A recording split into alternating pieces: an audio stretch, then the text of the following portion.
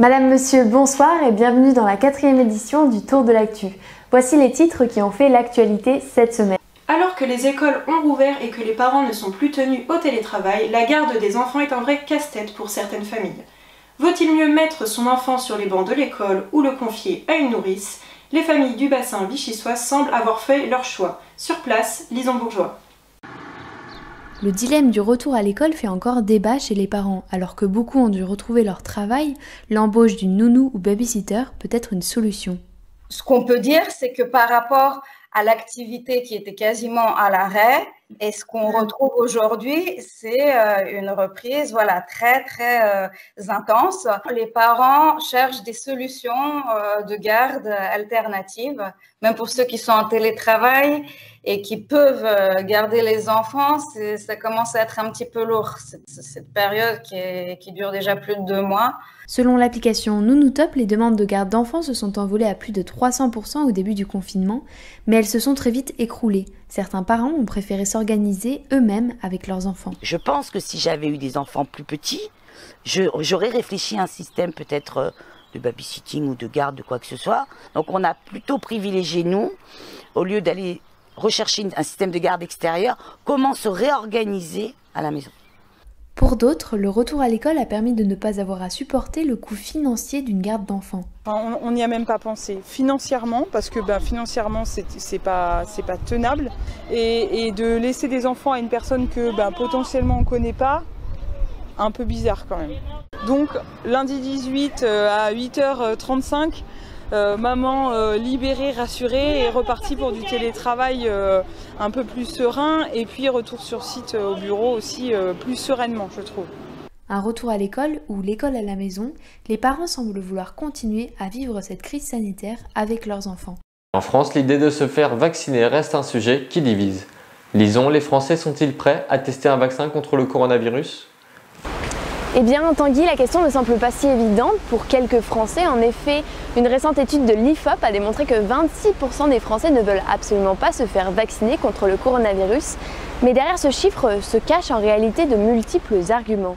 Pour Daniel Hett, c'est avant tout son expérience personnelle qui l'a conduite à s'opposer au vaccin. J'ai un passé d'infirmière assez lointain, où les vaccins étaient assez difficiles et je n'ai peut-être pas un bon souvenir.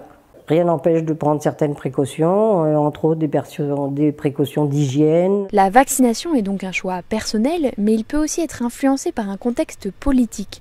Pour certains, la crise du Covid-19 a aussi été le moment de remettre en question les bienfaits des vaccins. À l'heure actuelle, on parle de la chloroquine, mais des articles scientifiques, on en a tout le temps qui sortent sur des sujets divers et variés. Et en fait, on voit tout le temps, un jour, on vous dit que quelque chose est bien, puis un an après, on vous dit que finalement, c'est pas bien. Comme quoi, en fait, la science, elle n'est pas forcément certaine. C'est quelque chose qui est très incertain et qui évolue sans cesse. Un débat qui ne doit pas avoir lieu aussitôt, selon le docteur Mourad Cheli. S'il y a un vaccin et si la vaccination est décidée, ça doit être décidé pour tout le monde, de manière à ce que ce soit efficace. Sinon, on prend le risque de faire les choses à moitié et que ça marche moins bien. Peut-être que l'épidémie va s'éteindre avant l'arrivée du vaccin. On le souhaite d'ailleurs, mais bon, seul l'avenir nous le dira. N'en déplaise aux anti-vaccins, 15 laboratoires à travers le monde tentent actuellement de trouver le remède miracle à la crise du Covid-19. Je fais pour tirer sans lâcher ici. On tricote, on dit. Dès l'ouverture du plan d'eau, le club nautique a relancé ses activités. Pour s'adapter à la situation actuelle, les cours ne peuvent recevoir plus de 10 enfants en même temps et ils sont organisés sur de nouvelles plages horaires. Ce qu'on a proposé, c'est qu'ils puissent venir les après-midi en semaine. Et surtout, on a ouvert aussi un peu sur des stages à la carte, à la demi-journée, où les gens peuvent s'inscrire, même les gens qui ne sont pas spécialement adhérents au club toute l'année, quoi. Donc là, je vous laisse gérer, vous rappelez comment on fait, il y en a qui tiennent... Avec une fermeture totale ou partielle des écoles et la demande grandissante des parents, la remise à l'eau du club permettra peut-être de rattraper les 8% de déficit dû au confinement. Mais il est encore difficile de prévoir la saison. Le fait d'ouvrir des stages en période de printemps, ça incite aussi les gens à venir en été. Et cette incitation, on n'a pas pu la faire. Donc clairement, ce n'est pas l'essentiel de notre activité. L'essentiel de notre activité, elle est sur juillet-août.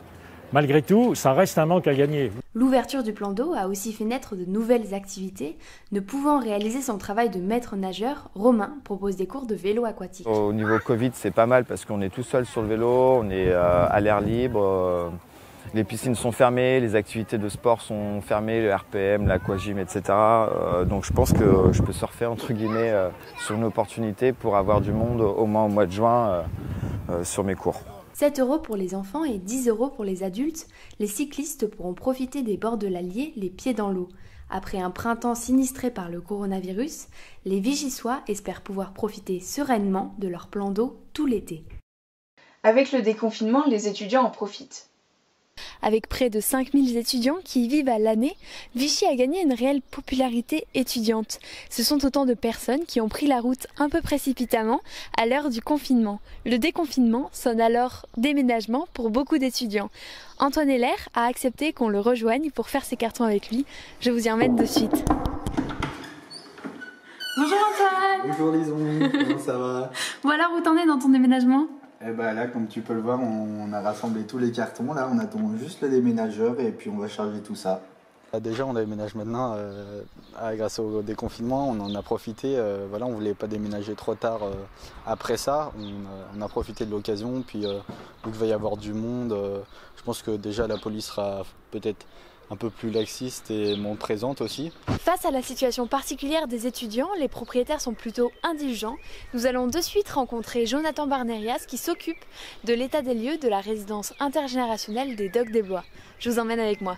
Normalement, il y a une visite conseil un mois avant où on dit aux locataires de bien nettoyer le logement, de passer un coup de peinture si les murs sont sales. Et là, vu que c'est la cause du moment, on est obligé de faire ça. On n'est plus indulgent sur les petits problèmes qu'il y a à avoir.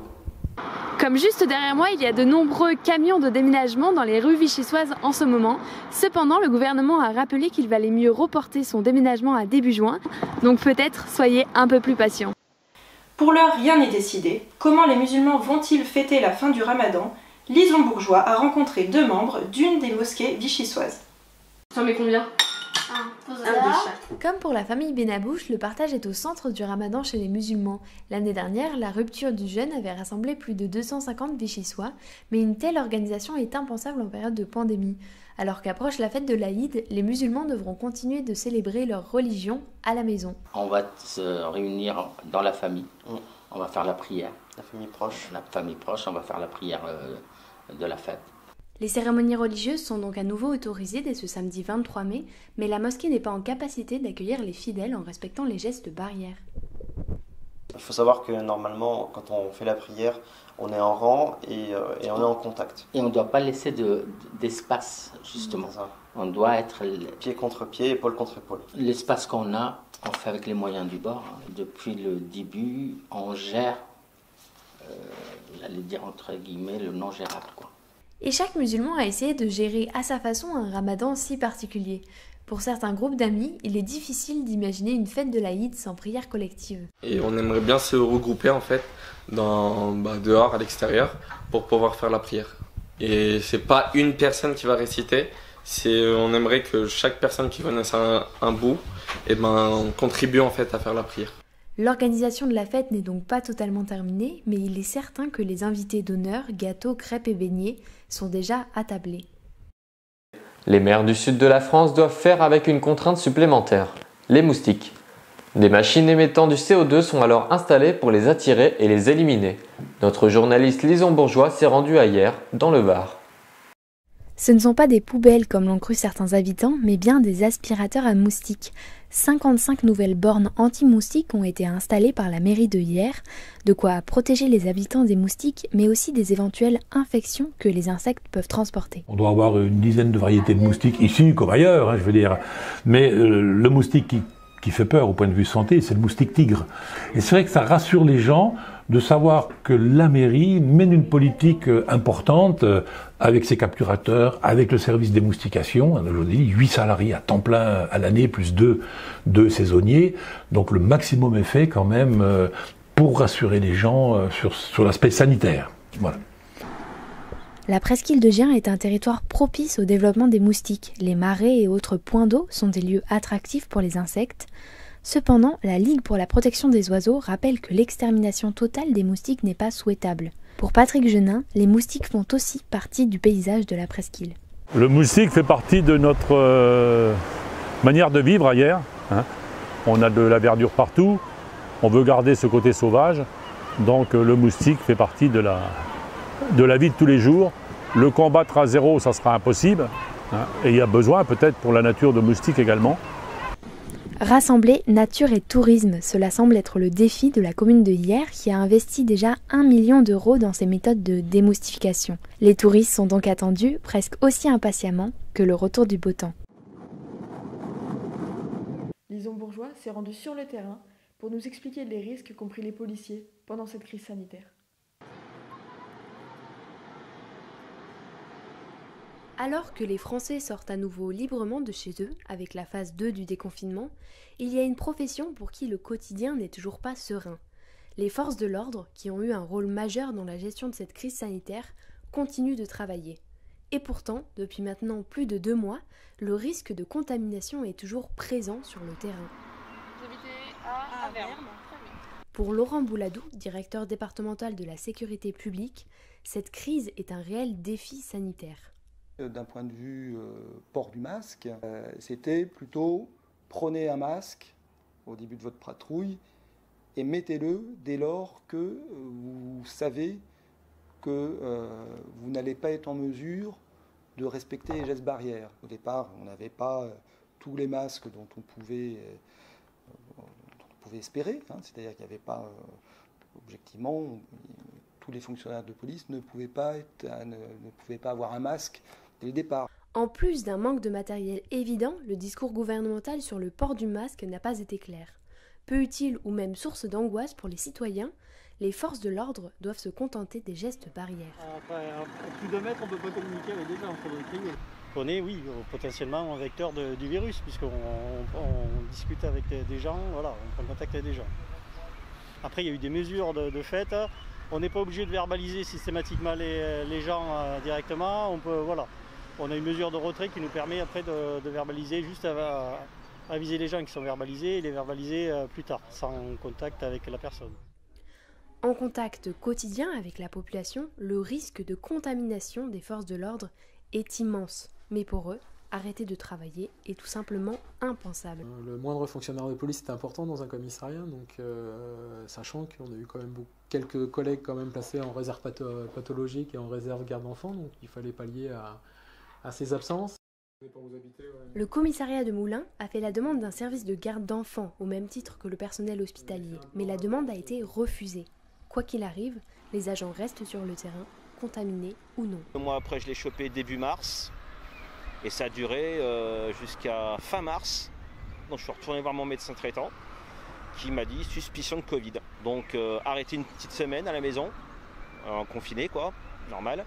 Et au bout d'une semaine, j'ai rappelé, on m'a dit faut reprendre le boulot. Mes symptômes n'étaient pas assez importants.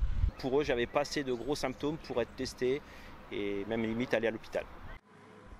Manque de tests, gel hydroalcoolique, cycle de travail avec le même collègue, heures supplémentaires, plexiglas dans les bureaux, le corps policier gardera le souvenir de l'exercice de son travail sous tension pendant cette crise sanitaire.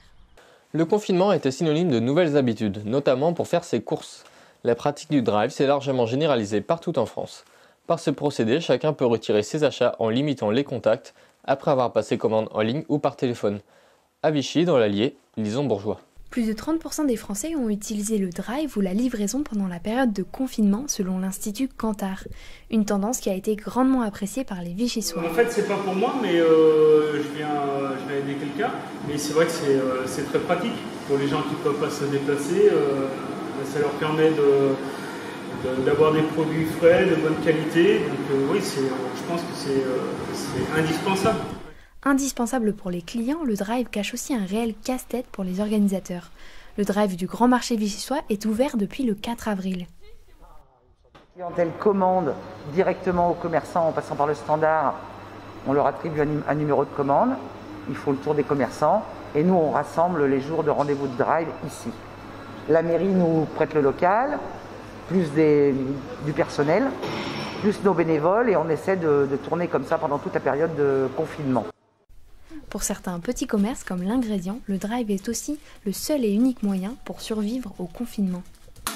Une alternative, les gens ne voulaient plus sortir, normalement, comme c'était indiqué en fait, et ils ont suivi le protocole. Du coup, nous, le drive, c'est venu tout de suite, et la livraison ensuite, donc comme ça m'a permis de me sauver les meubles un peu. Le site de Vichy-Shopping propose à tous les commerçants des drives et livraisons. Un nouveau rendez-vous auquel les Vichysois risqueraient bien de s'habituer. Notre mode de vie n'a jamais été autant remis en question que ces derniers mois. De nombreuses théories ont gagné en visibilité et en popularité durant la crise du Covid-19 et continuent de se développer aujourd'hui. C'est le cas de la collapsologie, théorie sur l'effondrement de la civilisation. Lison Bourgeois a rencontré des adeptes de cette théorie. Faire son propre potager pour réussir à se nourrir soi-même. Pour Noémie Bernett, l'autosuffisance est la clé de la collapsologie, une théorie intimement liée au changement climatique. Tous les écosystèmes s'effondrent, le glacier fond, la mer augmente, tout ça. Et bon, je me suis dit, c'est quand même quelque chose qui est grave. Donc je me suis après un peu mieux documentée en regardant des reportages aussi. Et c'est vrai que c'est un petit peu inquiétant tout ce qui se passe, voilà. Noémie Bernett s'installera bientôt dans cette ancienne forteresse auvergnate. Le but, se préparer pour la prochaine crise annoncée par les collapsologues. Une crise comme celle provoquée par la Covid-19 selon Anderson Pinault, convaincu de la véracité des théories collapsologues depuis le confinement. L'effondrement, c'est une théorisation du fait qu'à un jour, à un moment, il y a une crise qui va entraîner plein d'autres crises les unes après les autres. Et ici, on a une pandémie mondiale qui aura réussi à provoquer un confinement généralisé de toute la population, qui atteste en fait, qui prouve qu'il faut qu'on se prépare beaucoup plus sérieusement à ce qui peut se passer plus tard. Il faudrait donc réinventer notre vie en collectivité, notre rapport à la nature et nos échanges économiques pour survivre à une prochaine crise. Une prise de conscience qui cache peut-être la naissance d'un mouvement. C'est ainsi que se termine notre journal. Nous espérons vous retrouver la semaine prochaine pour une 5e édition du Tour de l'actu. En attendant, prenez soin de vous et au revoir.